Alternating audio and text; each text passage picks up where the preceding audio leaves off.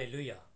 तो मैं धन्यवाद देता हूं अपने द्रोही यीशु मसीह का आज के सुंदर अच्छे दिन के लिए। मेरे प्रियो, यीशु मसीह के बड़े अनुग्रह के द्वारा हम एक बार फिर से अपनी बाइबल हिब्रू क्लास के अंदर हैं और आज हम यहोवा के पवित्र नाम के ऊपर स्टडी करेंगे। हिब्रू भाषा के अंदर, पवित्र भाषा में यहोवा के पवित्र नाम के अंदर क्या भेद और क्या रहस्य छुपे हैं, उन बातों को आज हम पवित्र भाषा से सीखेंगे। मेरे प्रियो, इब्रानी भाषा में यहोवा के पवित्र नाम को जो यहूदी लोग उच्चारण करते हैं, वो उसके नाम को पूरी रीति से प्रोनाउंस नहीं करते, लेकिन उसके पवित्र नाम के जो अल्फ़ाबेट हैं उसी का वो उच्चारण करते हैं, उसी का वो प्रोनाउंसिएशन करते हैं।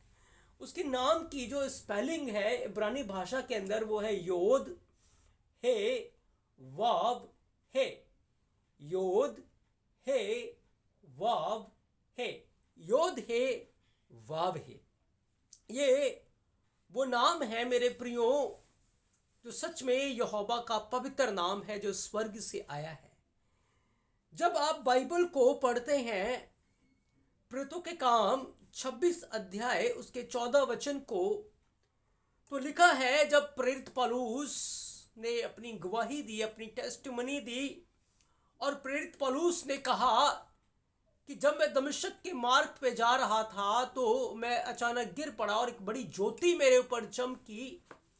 और जब वो ज्योति मेरे ऊपर चमकी तो उस ज्योति में से एक आवाज आई। उसने कहा कि जब हम सब भूमि पर गिर पड़े तो मैंने इब्रानी भाषा में मुझसे यह कहते सुना, एक शब्द सुना, हे शाऊल तो मुझे क्यों सताता है।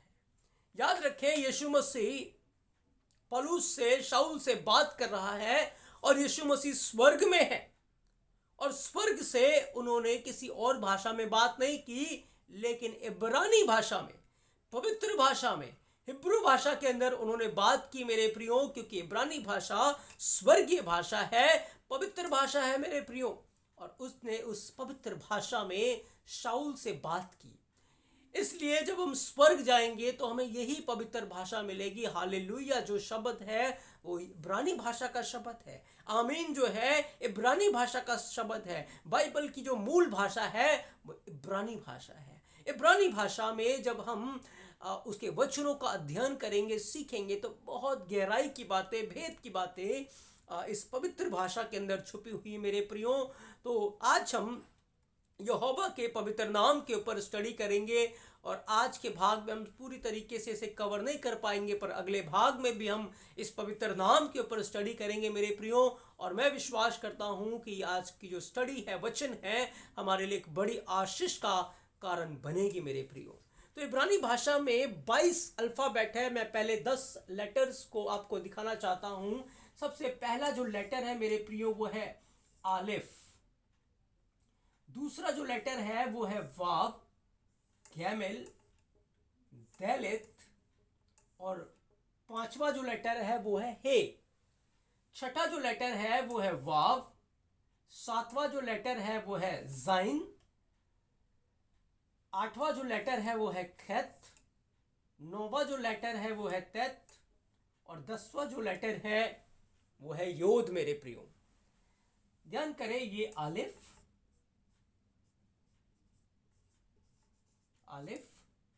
ये है बैत, ये गीमेल, ये है दैलित, ये है हे, ये है वाव, जाइन, ये है खैत, ये है तैत, ये है योद। जब आप भजन संहिता 119 अध्याय के ऊपर आप देखेंगे तो बिल्कुल वर्ष शुरू होने से जस्ट पहले इब्रानी के अल्फाबेट लिखे हैं, वहां 22 के 22 लेटर लिखे हैं। वहां से भी आप इस पवित्र भाषा को सीख सकते हैं, याद कर सकते हैं। तो ये पहले 10 लेटर मैंने इब्रानी भाषा में लिखा है। क्यों लिखा है? क्योंकि इन 10 लेटर के अंदर ही यहोवा का नाम है। और मैंने इसीलिए इनको लिखा है। आप यहाँ देख रहे हैं कि योद सबसे पहले नंबर पे योद है, और योद इब्रानी भाषा का 10वां लेटर है, जो कि आप देख रहे हैं ऊपर यहोवा के पवित्र नाम में है।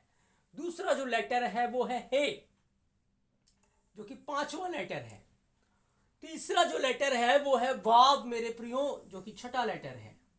और उसके बाद फिर से हे है, 2 बार यहाँ हे आया है मेरे प्रियो। ये 2 बार हे क्यों आया है, इसका भी बड़ा रहस्य है, बड़ा भेद है, जिसके बारे में आज हम सीखेंगे मेरे प्रियो। इब्रानी अल्फाबेट के 10 लेटर मैंने आपको सिखाया, अलिफ बैत गीमल दालेत हे, वाव जाइन खैत तैत योद, जिसके अंदर से यहोवा के पवित्र नाम के 4 अल्फाबेट हमें मिलते हैं, योद हे वाव हे।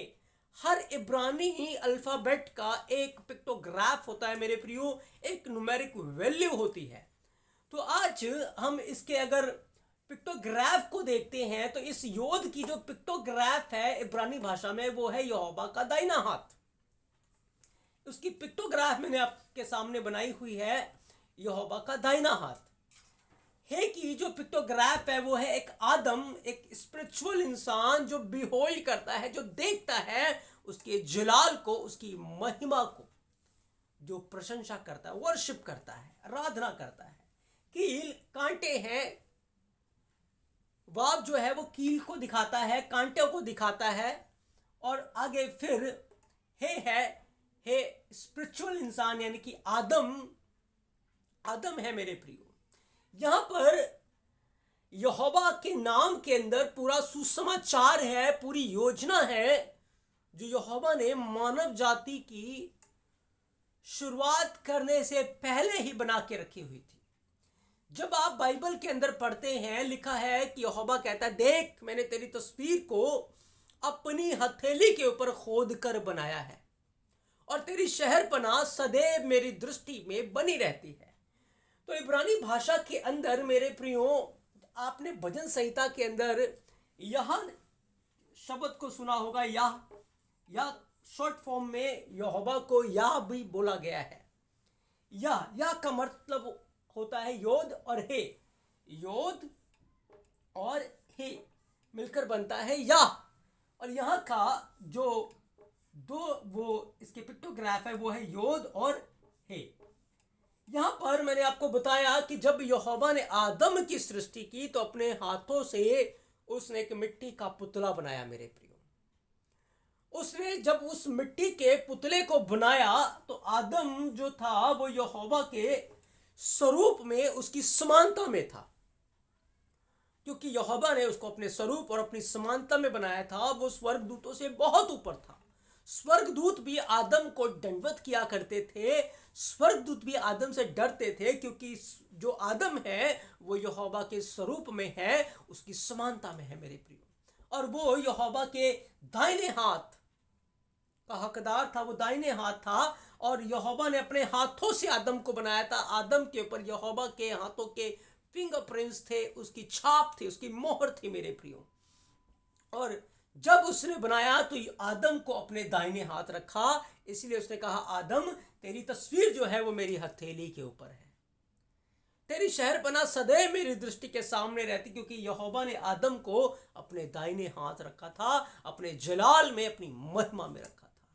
लेकिन मेरे प्रियो, जैसे ही आदम ने गुनाह किया, ये या जो है वो यहोवा में तब्दील हो गया।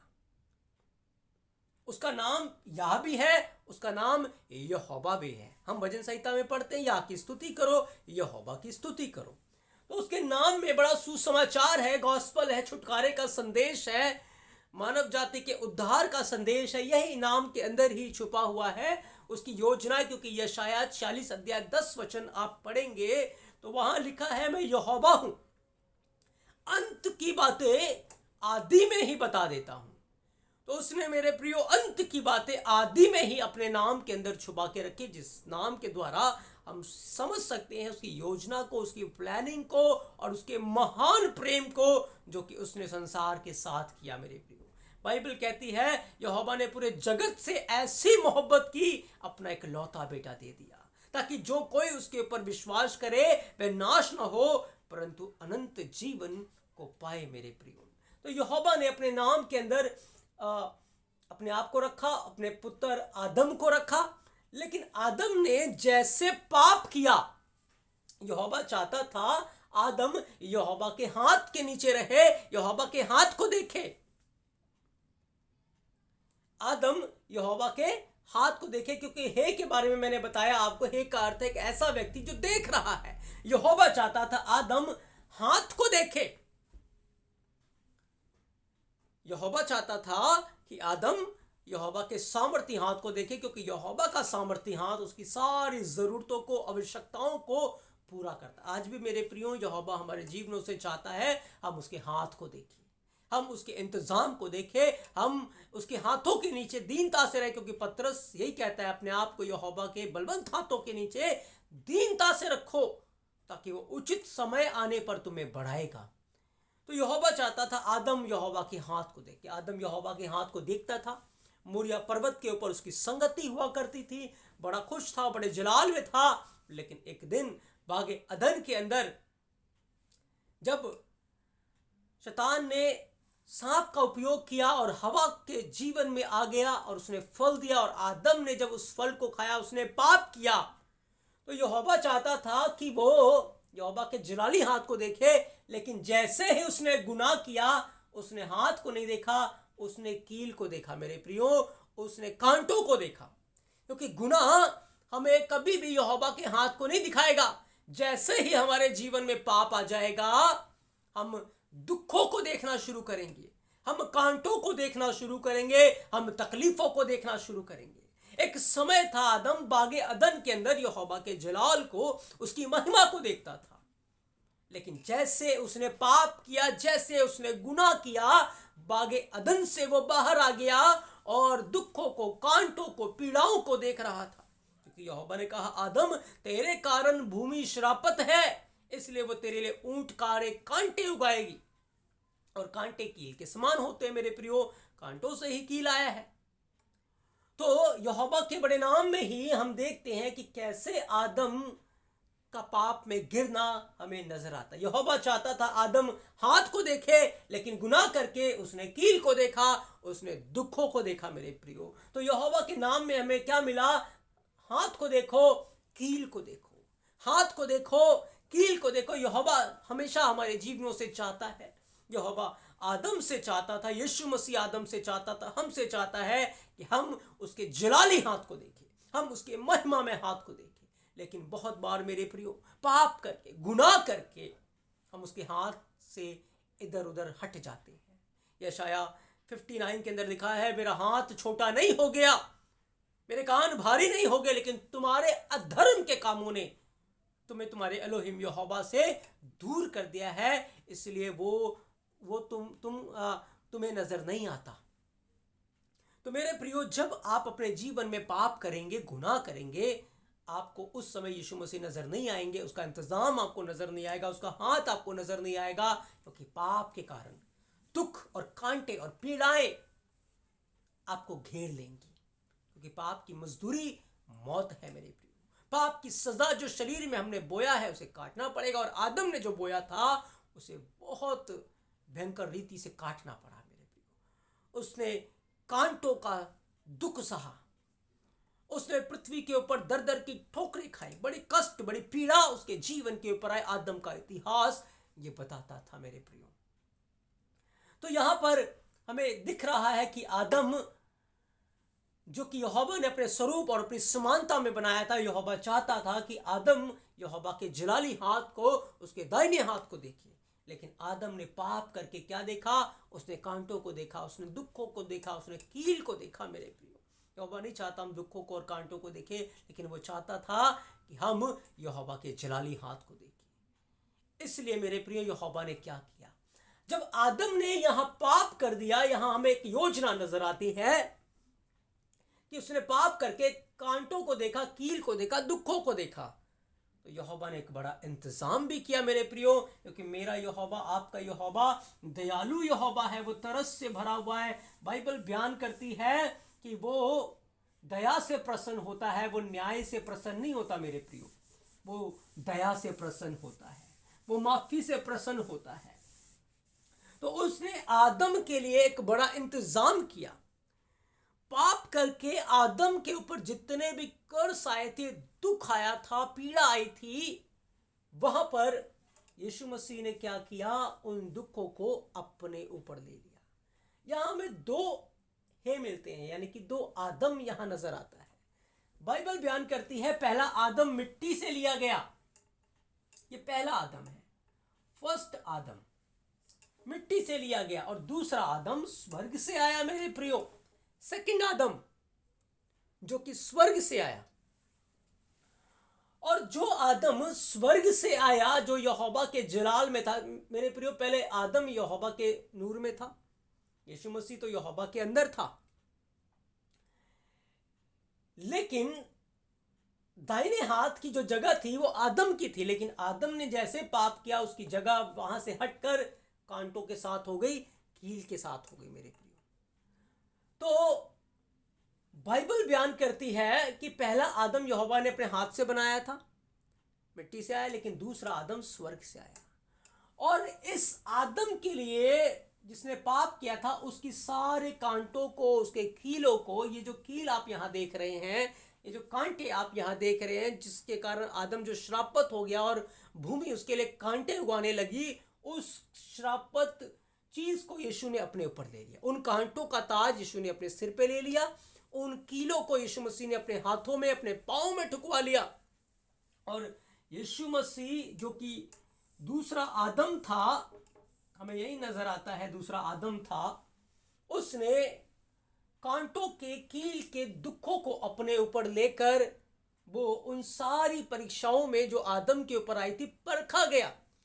जब गतशमनी बाग में एक भारी परीक्षा थी उसके सामने, जब शैतान बार बार उसके पास आ रहा था और दुखों को, पीड़ाओं को दिखा रहा था, और वो चाहता था कि यीशु मसीह इनकार कर दे, यीशु मसीह गुनाह में गिर जाए, लेकिन यीशु मसीह ने, बाइबल बयान करती है, पुत्र होने पर दुख उठा उठाकर आज्ञाकारी करनी सीखी, और आज्ञाकारी करके वो विश्वास योग्य रहा, विश्वास योग्य महायाजक बन गया।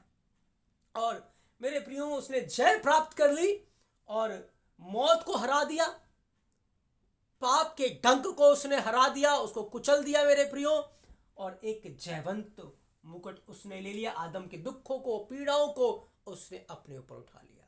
और जो पोजीशन मैंने और आपने खो दिया था, याद रखें, मेरा और आपका पोजीशन यहां पर था, यहोवा के दाहिने हाथ, लेकिन गुनाह करके हमने इस पोजीशन को खो दिया और हम दुखों में आ गए, कील में, कांटों में आ गए।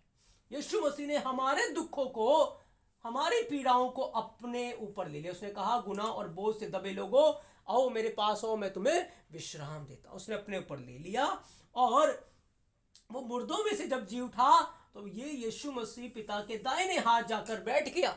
आज वो पिता के दाहिने हाथ है, क्योंकि यीशु मसीह ने जय प्राप्त कर लिया। और उसने प्रकाशित वाक्य 3 अध्याय 21 वचन में कहा, जो जय पाएगा उसे मैं अपने साथ अपने सिंहासन पर बैठने का अधिकार दूंगा। यानी कि जहां से हम गिराए गए थे, जहां से जो अधिकार, जो पोजीशन हमने खोया था, एक बार फिर से हम यीशु मसीह में जयवंत होकर उसी मुकुट को, उसी सिंहासन को, उसी अधिकार को हम फिर से हासिल करेंगे यीशु मसीह के वसीले से, यीशु मसीह के द्वारा, जो कि प्रकाशित वाक्य 3 अध्याय 21 वचन के अंदर लिखा हुआ है मेरे प्रियो। जो जय पाएगा उसे मैं अपने साथ अपने सिंहासन पर बैठने का अधिकार दूंगा, जैसे मैं भी जय पाकर अपने पिता के साथ उसके सिंहासन पर बैठ गया।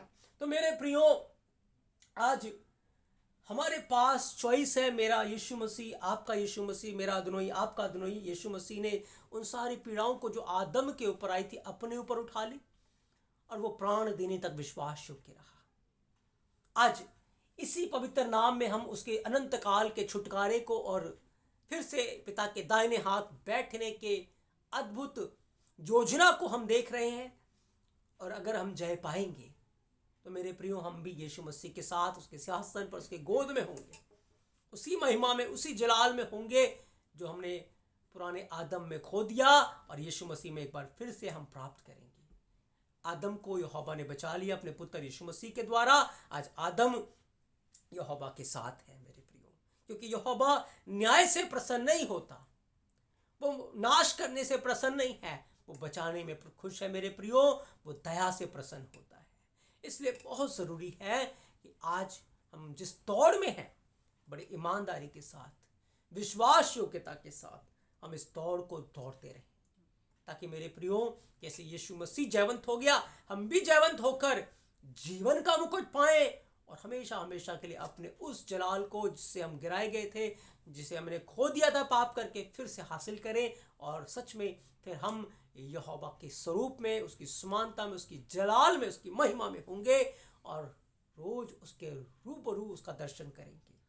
उसकी शहरपना सदैव हमारी दृष्टि के सामने है, वो उसकी आंखें हमारी ओर लगी रहती है। उसने हमारी तस्वीर को अपनी हथेली पर खोद कर बनाया है, आज उसके पवित्र नाम में हम देख रहे हैं मेरे प्रियो। तो आज हमने योधे बाबे का एक बड़ा प्रकाशन, बड़ा भेद हमने जाना है मेरे प्रियो, और मैं विश्वास करता हूं कि ये वचन हमारे लिए एक बड़ी आशीष का कारण बने हैं। योध हे वाव है, जब आप प्रार्थना करें इस पवित्र नाम को आप ले सकते हैं। ये बहुत जलाली और पवित्र नाम है, यहोवा का नाम है, योध हे वाव है, और ये ओरिजिनल नाम है जो कि स्वर्ग से आया है। जब हम स्वर्ग में जाएंगे इसी नाम से हम यहोवा की प्रस्तिश करेंगे, उसके नाम की महिमा करेंगे। इस नाम के अंदर और भी बहुत सारे भेद और रहस्य छुपे हैं, जिसको अगले भाग में हम कंटिन्यू करेंगे मेरे प्रियो। तब तक के लिए मेरा यीशु मसीह आप सबके साथ हो, आपको बहुत सारी आशीषें और बरकतें दे मेरे प्रियो। आमीन।